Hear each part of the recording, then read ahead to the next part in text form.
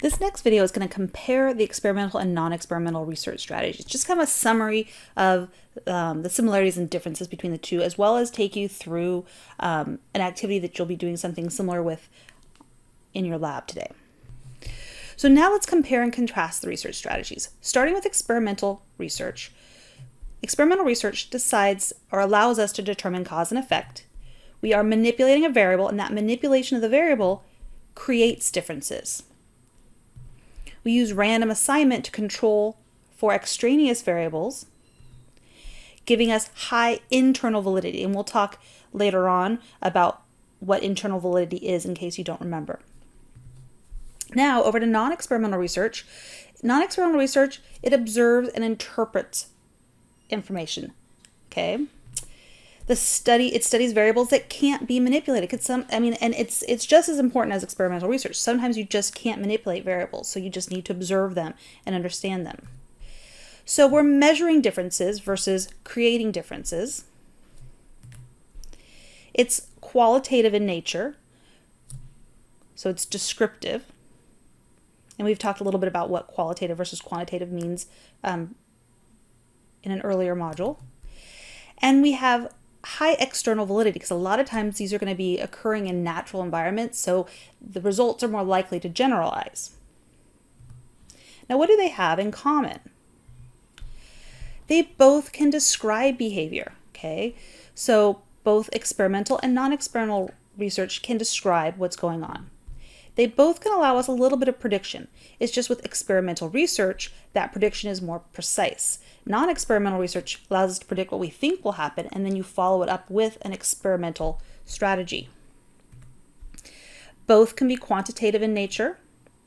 So although experimental research by default is quantitative because you're going to do statistics in order to see what those differences are between your groups, there can be some quantitation in non-experimental research. I mean, in particular, just looking at correlations, right? That's a statistical value. Both are going to provide you with empirical evidence. So again, that evidence is gathered with careful observation, measurement, and experimentation.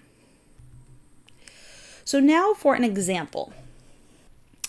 So here's a study I found, and it's using that trust example again. And the idea is that trust game, just to remind ourselves, participant 1 is given a sum of money after participating in some sort of kind of fake experiment, and they're told that's their, reward for participating.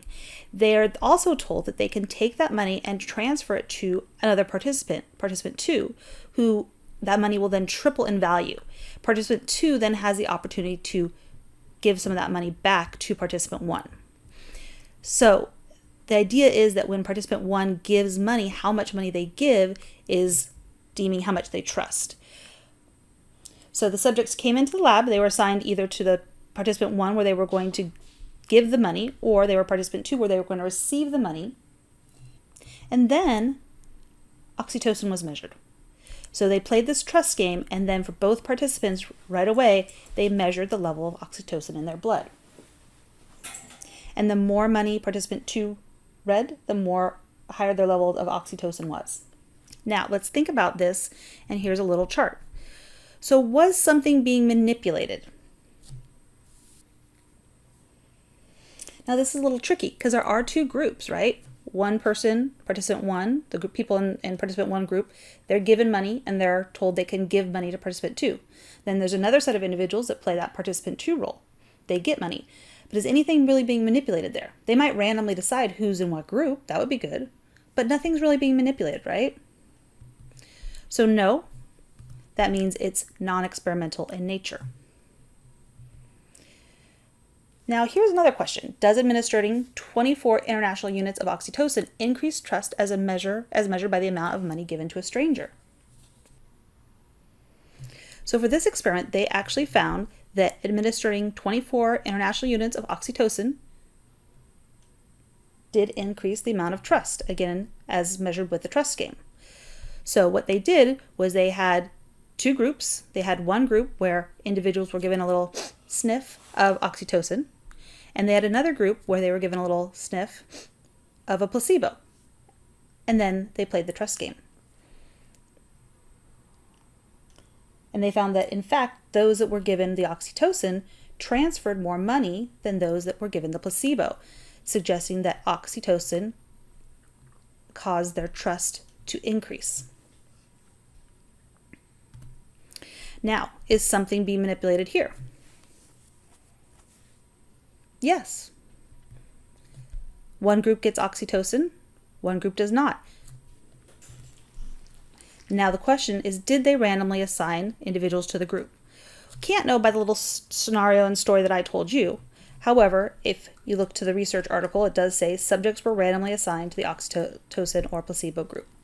So yes, that means that this study is experimental in nature. Now, I do have to have my little disclaimer, is that I have heard that this research has been criticized, maybe it hasn't been replicated.